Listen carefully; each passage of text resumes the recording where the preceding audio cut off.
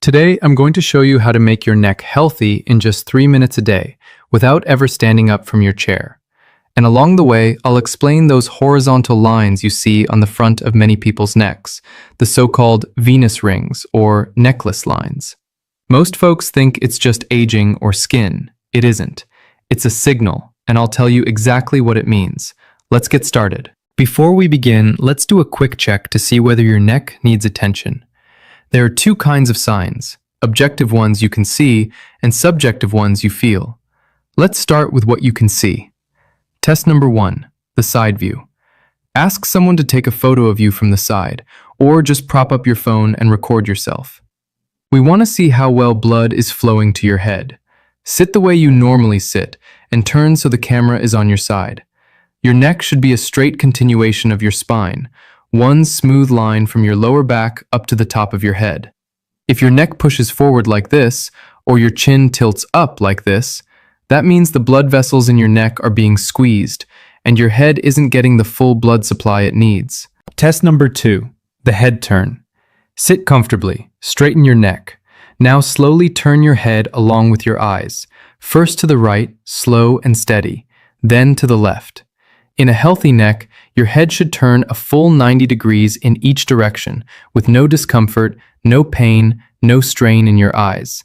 If you feel any of that, pain, stiffness, or pressure behind your eyes when you turn, that's a sign your neck needs work. Now let's talk about the subjective signs, the ones you feel. These are often caused by the neck, but most people never connect the dots. First, anything involving the head. Headaches, dizziness, a stuffy nose, chronic sinus issues, blood pressure that jumps up and down for no clear reason. Ringing or fullness in the ears. All of these, and many more, can be telling you that something's off in your neck. And here's the part that surprises most people.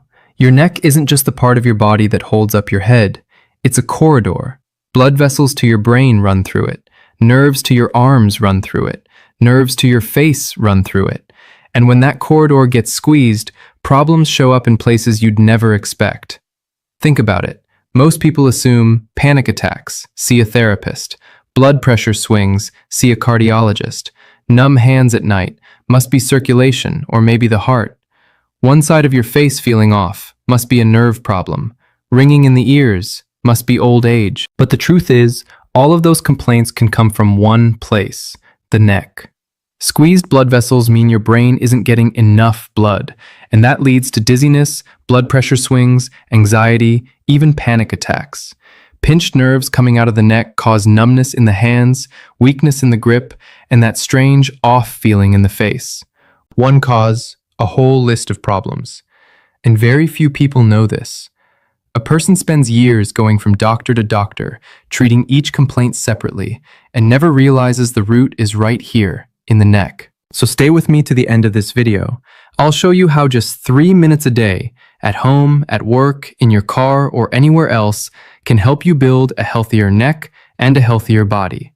I'm going to walk you through 4 exercises. These are the same ones I do myself, and the same ones I recommend when someone asks me for something that actually works. They're very simple, but they get results. Before we get to the exercises themselves, a short bit of theory. Just the essentials, no fluff. I know some of you will write in the comments, just get to the exercises, skip the explanation. Friends, I don't share the theory because I have nothing else to do. I share it because you need to understand what's happening in your body and why each movement works. Never do an exercise if you don't know how it helps you. Your health is your responsibility. So if this is useful, hit that like button and let's keep going. So, anatomy. The neck is the most mobile section of your entire spine. No other section moves in as many directions, and because of that, it has a huge number of muscles. The bones in the neck are actually small, but they're surrounded by a thick layer of muscle, and on top of that, skin. And speaking of the skin, this is the perfect moment to come back to those Venus rings I mentioned at the start. Venus rings are those horizontal lines or creases on the front of the neck. Most people think they're just from aging or from genetics. They're not. They're a warning sign. Venus rings appear when the neck has settled, meaning the vertebrae have compressed, the space between them has shrunk, and the skin in front folds over itself. So Venus rings are actually a form of self-diagnosis.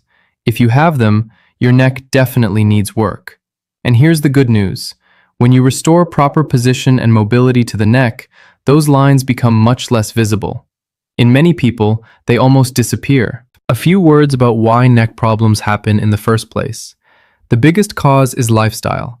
If you spend hours looking down, reading with your head tilted, scrolling on your phone, hunched over a computer, you're cutting off blood flow to your head a little bit at a time. If you like to sit with your legs crossed, you might think, what does my hip have to do with my neck? But the moment you cross your legs, your whole spine shifts and the neck has to compensate. And all of this is made worse by stress.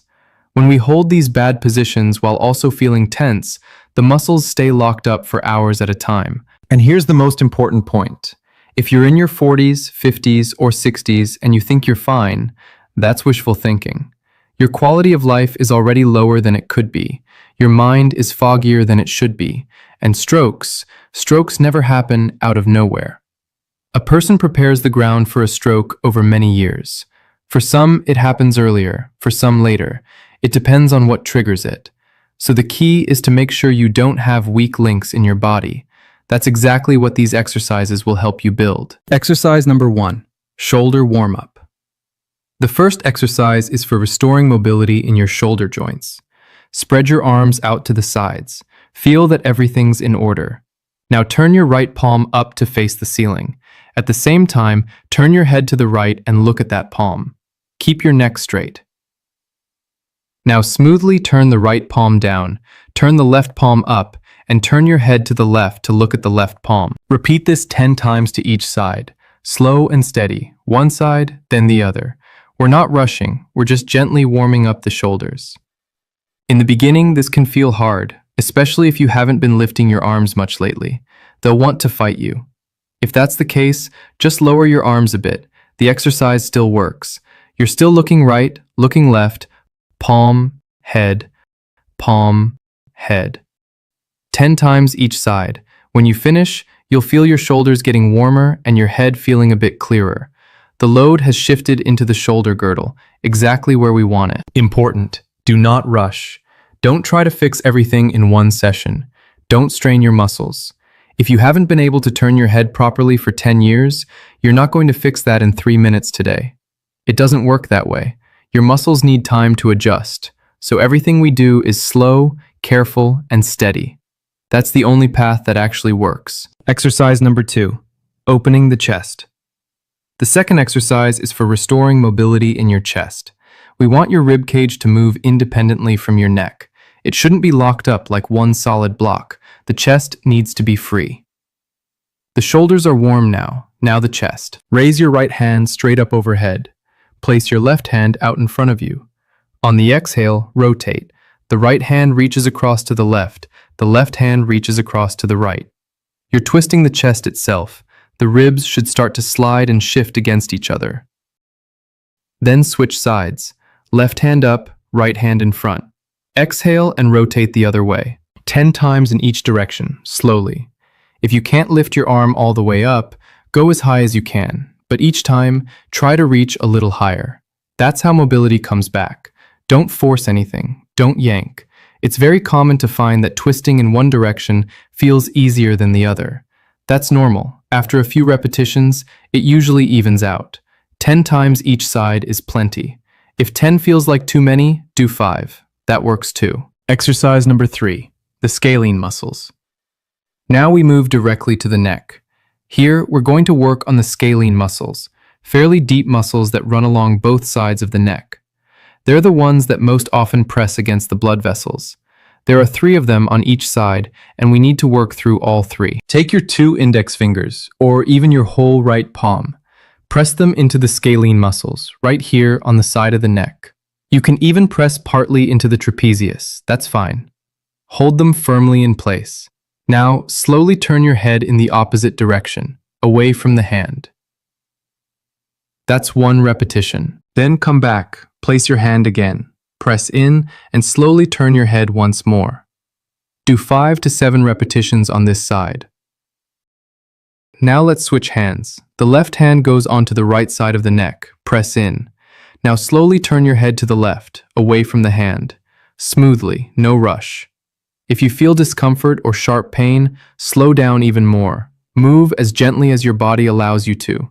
Slow work here is more beneficial than fast work. The fourth and final exercise. Almost nobody does this one, and yet it's one of the most powerful. It restores blood flow to the very top vertebrae of the neck, the ones that connect directly to the skull, including the atlas, and brings back movement there. This is two actions at once, the tongue and the head. First, the tongue. Close your lips. Now move your tongue in a circle along the inside of your lips and cheeks with the biggest range you can. 7 circles in one direction, then 7 circles in the other. Second, the head. At the same time as the tongue is moving, turn your head right and left. Each time, go all the way to your limit and then just a tiny bit further, 10 times in each direction.